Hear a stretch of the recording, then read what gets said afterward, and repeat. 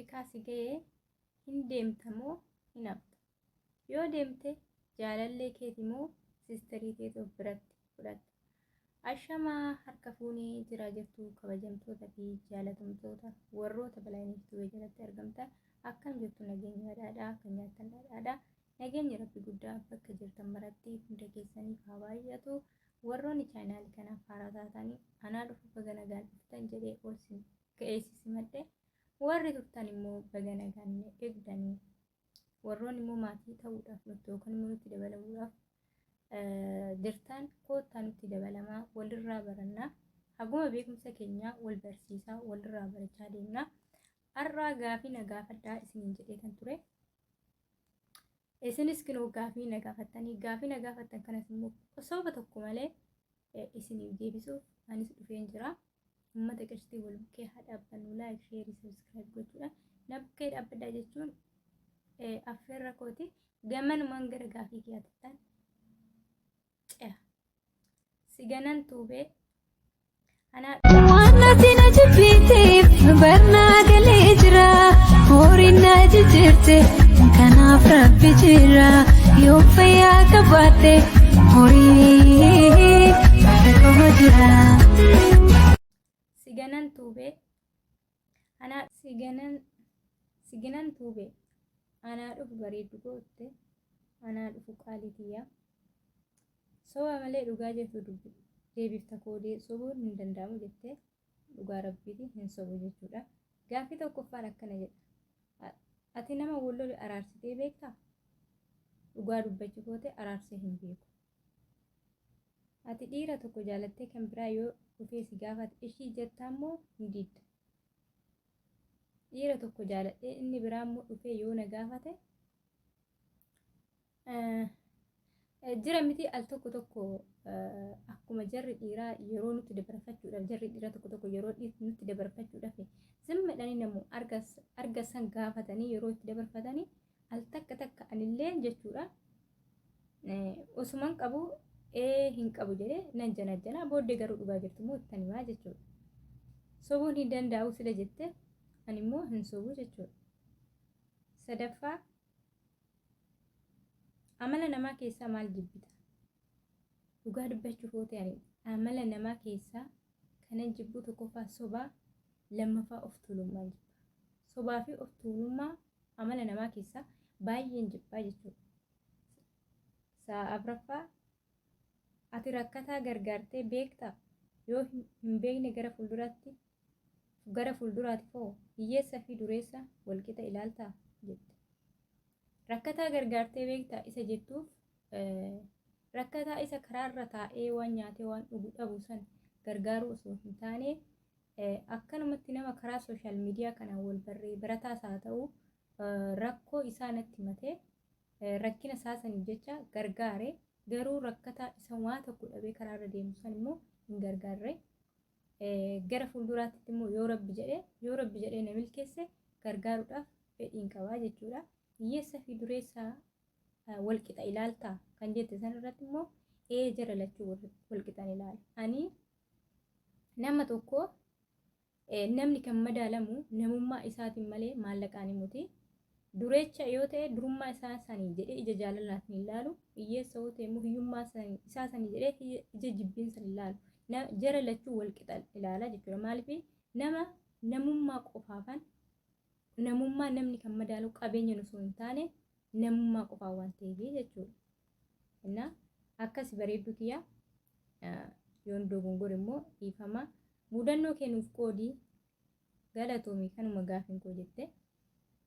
Mudannoon kiyya mudannoo biyya keessatti irra osoo mudannoo biyya kanaas qoodee waan bareedduudha. Maal seete innis akkuma jalqabee biyya kana dhufe jechuudha. Isa afaan hin beekne san beeki. Innaa gizeen ani biyya kana dhufu akkuma ammaa soomana keessan dhufe. Innaa kana niitattiin foon daakamaa hojjettee lafa godhatte jechuun wayii waan maraa jirtu tokkotu jira. Isa daaktee lafa hojjetattee lafa godhatte. Innaa maal naan jettii dhaqiitoo fidii waan ani hojjedhe san hunda isaa fidii naan jette. Gaafa ishiin afaan arabiffaatiin hunda isaa fidii naan jettu sanii killa naan jette shimbiita killee dhamiti jedhee killee saanduqii tokko guutuu fuudheetti geeche kana bakka baay'ee nitatti baay'ee aarte gaafatan jechuudha. Innaa tana mudannoo tiya tana mudannoo tana immoo yoomiyyuu irraa fadhisi galee innaa tana si deebi'es natti fakkaata waan ofiitiya. Sintaayyoos isaa nama wajjin jiraachuuf maaltu nama barbaachisaa jedhe. Ani akka yaada kootitti akka nama tokkootitti nama wajjin jiraachuudhaaf tokkoffaa jaalala lammaffaa wal danda'u amanamummaa kanaan alatti inni barbaachisuu hin jiru jechuudha. Hanni Shawaa gaafin kiyya tokkoffaan biyya dhaloota kee eessa amma eessa jirta hiriyaa yookiin jaalallee qabdaatti. Ani biyyi dhaloota koo jiituu Oromiyaa godina Shawaa bahaa aanaa Gimbichuu akkasumatti jedheetuma deema intala baadiyyaa jechuu barbaaditan kana hunda sii daraddara. Ammoo eessa jirtaa naan jettee Dubaayin jira amma jaalallee yookiin immoo hiriyaa qabda qaba bareeddu koo. Baaliyyuu tuubee osoo lafa tanaa wanta tokko balleessisin jedhanii maal balleessita? Abbaa manaa yookiin jaalallee qabdaa? Jaalalli waggaa meeqatti si qabe? Lafa tanarraa odoo balleessinaan jedhanii wanni na balleessuu jiraate zareenyinnatii nan balleecha. Maaliifii namni akka sabaan wal qoodee akka dhiigni dhangalaanneef zareenyinnatii nan balleessa. Abbaa manaa yookiin jaalallee qabdaa? Qaba. Jaalalli waggaa meeqatti si qabee naan jedhee jaalalli waggaa meeqatti akka na qabe beekuu baadhus kan na qabe garuu kutaa 9ffaatti na qabe jechuudha. Kutaa 9ffaa sanuu bakka barumsa Ingiliffaan barannu hunda Ingiliffaan barannu afaan Oromootiin alatti jechuudha. Achitti na qabe. Feniit Bayyanaa ati dhalattuu eessatti osoo biyya keenya Itoophiyaa keessaa waan balleessisin jedhanii maal balleessitaa? Maatii keetiif ati hoo ijoollee meeqaffaadha? Ani dhalattuu godina Shawaa bahaa aanaa Gimbichuu sin jedheen jira. Itoophiyaa keessa akkuma beekamu fayyaa yeroo ammaa kana akkuma beekamu atis akkuma beektu oduu balleessinaan jedhanii zareenyinnatiin balleessa waan biraan balleessu. Ati mucaa warra keetiif mucaa meeqaffaadha naan jettee ani warra kootiif mucaa lammaffaadha. Eessa biyya baate waggaa meeqa? Erga biyyaa baate waggaa meeqa?